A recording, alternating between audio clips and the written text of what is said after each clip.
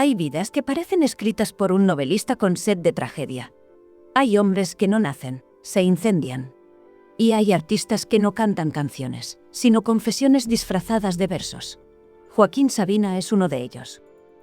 Desde un hogar andaluz marcado por el miedo, la represión y la ignorancia emocional, hasta las noches más salvajes de Madrid, los escenarios más grandes del mundo y los hospitales más silenciosos, Sabina ha vivido sin red. Lo ha perdido todo, lo ha ganado todo, y ha vuelto a empezar varias veces. Esta no es la historia del músico.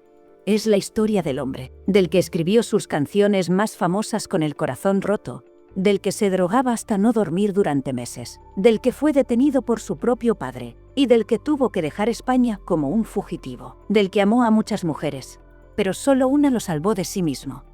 En este video te contaremos cómo Joaquín Sabina sobrevivió al éxito, a la cocaína, al infarto, a la fama, al ego y al dolor. Cómo construyó su leyenda verso a verso, noche a noche, caída a caída. Prepárate para un viaje sin maquillaje ni censura, porque esta no es una biografía, es una vida cantada al filo del abismo. ¿Qué piensas de Joaquín Sabina? Es hora de que compartas tu opinión en los comentarios y participa en el debate. No olvides suscribirte para recibir nuestro contenido diario y compartir este video en una pequeña y conservadora ciudad andaluza llamada Úbeda, donde el silencio pesaba más que las palabras y la religión marcaba cada paso. Nació el niño que se convertiría en el mayor poeta maldito de habla hispana. Joaquín Ramón Martínez Sabina vino al mundo el 12 de febrero de 1949, sin saber que su vida estaría marcada por una rebeldía visceral y una lucha constante contra todo lo impuesto. Hijo de un inspector de policía colérico y de una madre severa y escrupulosa, Joaquín creció bajo un techo que parecía hecho más para castigos que para canciones. Las palizas no eran excepciones.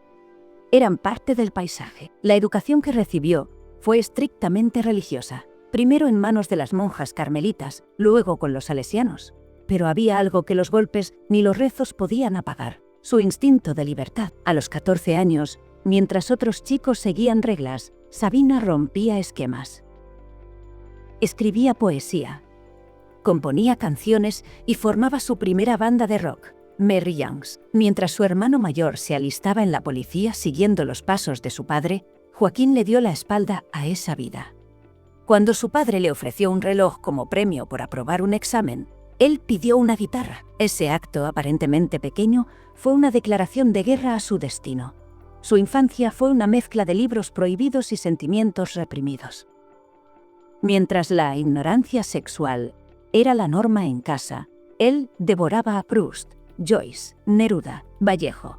Cada autor era un golpe en la mesa, un grito sordo contra el mundo que lo quería dócil. Pero el verdadero parteaguas de su juventud llegaría en 1968, cuando fue detenido por su propio padre por militar en el Partido Comunista. Un hecho tan humillante como revelador, aquel encierro de 3 meses en Úbeda, impuesto por quien le dio la vida, fue el punto de no retorno.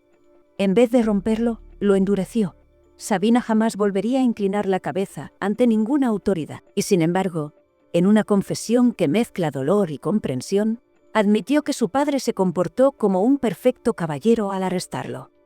Años después, lamentaría no habérselo dicho antes de morir. La cárcel, la poesía y la música se convirtieron en los ingredientes de un cóctel explosivo. El joven Sabina, flaco, inquieto, con el alma a flor de piel, se mudó a Granada a estudiar filología románica, aunque lo suyo era otra lengua, la de la calle, la del dolor, la de la rabia que no cabe en las universidades. Allí descubrió a Bob Dylan, y aunque no entendía el inglés, supo que ese era su camino, ser un poeta con guitarra.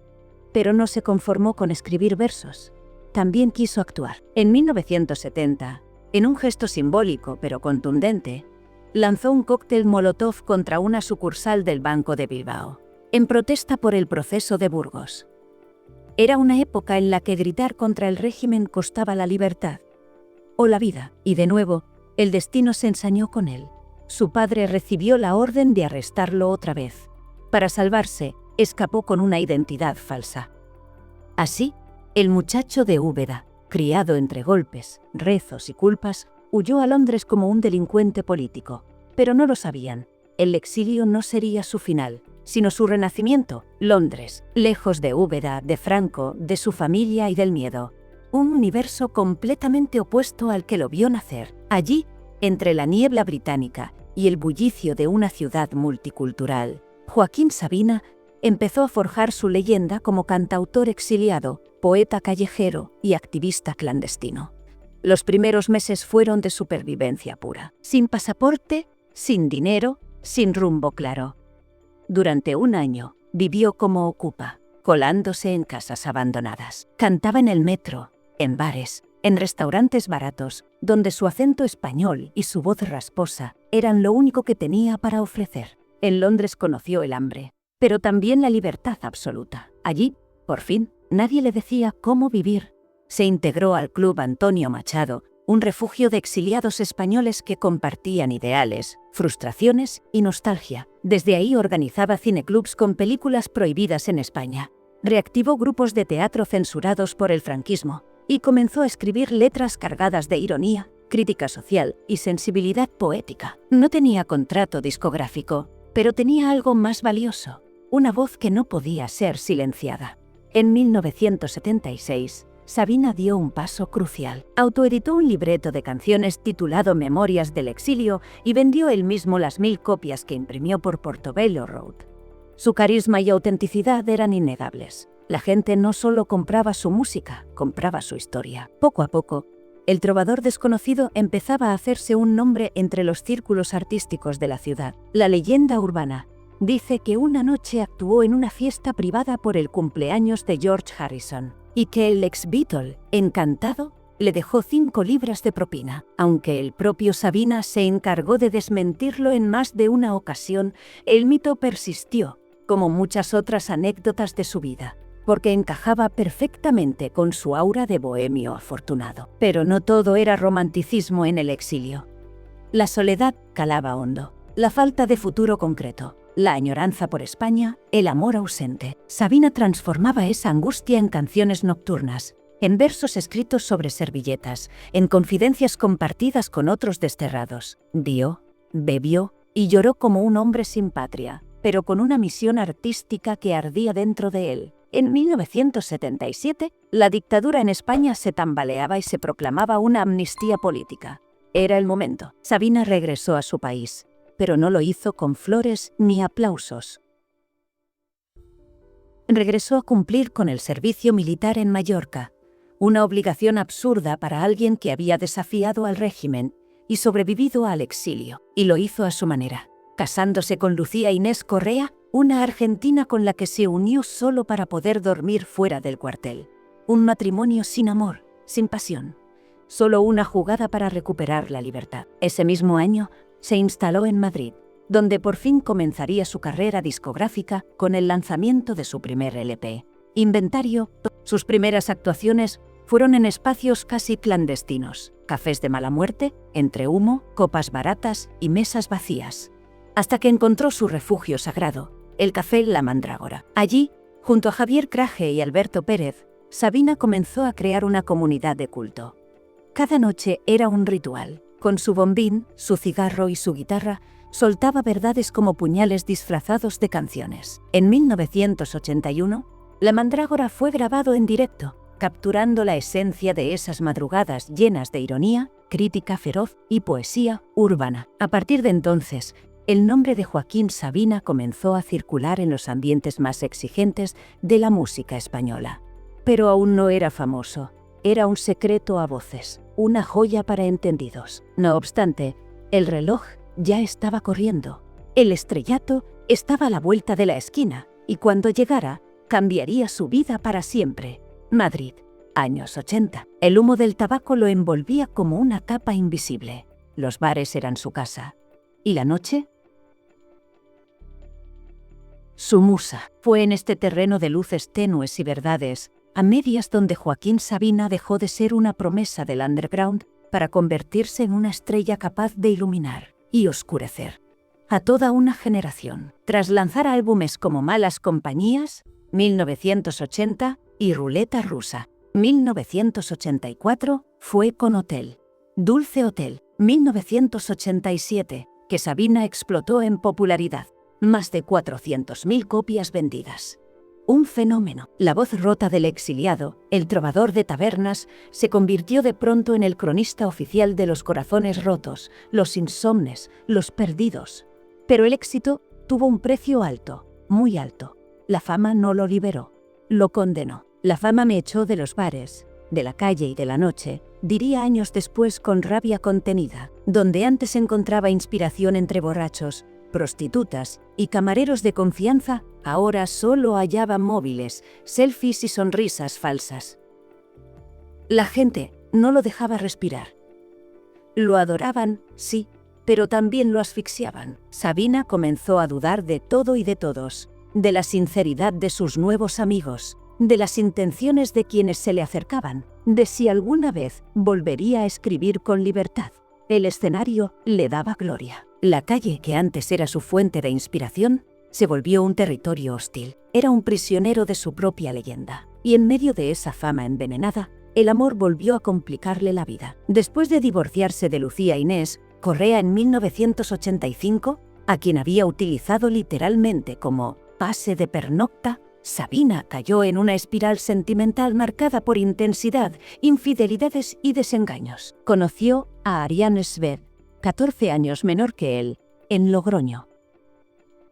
De esa relación nació una de sus canciones más crudas y reales, Princesa, 1985. Una historia de adicción y redención que estremeció al país. Luego vino Isabel Oliat, con quien estuvo 12 años y tuvo a sus 2 hijas, Carmela y Rocío.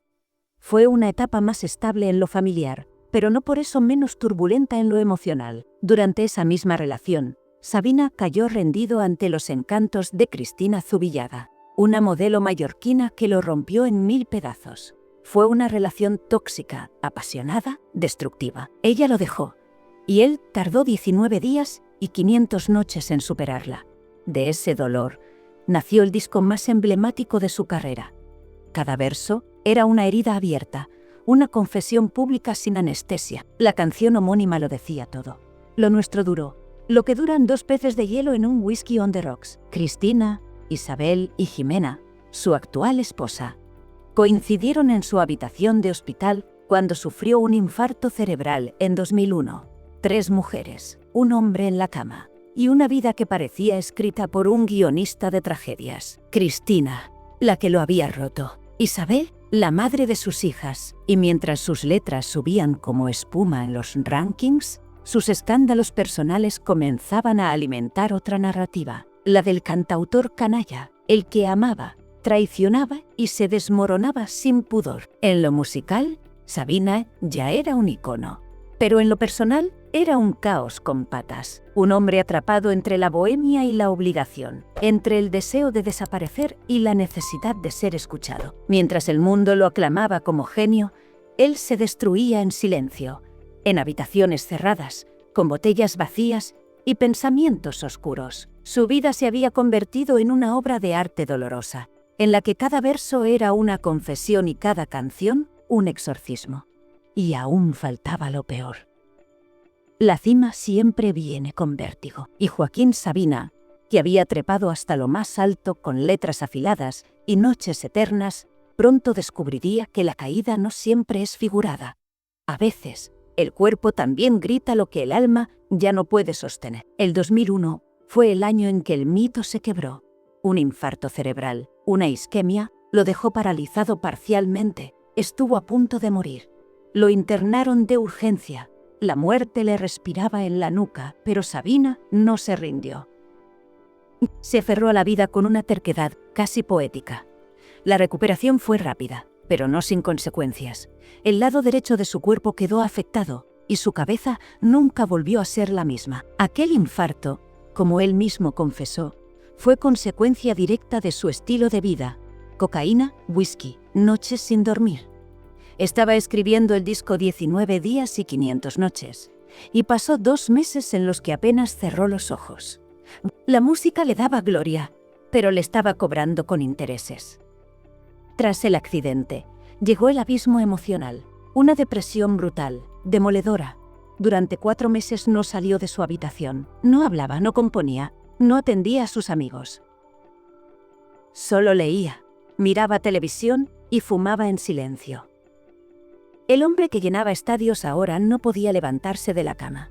El canalla se había rendido. El poeta, por primera vez, no encontraba las palabras.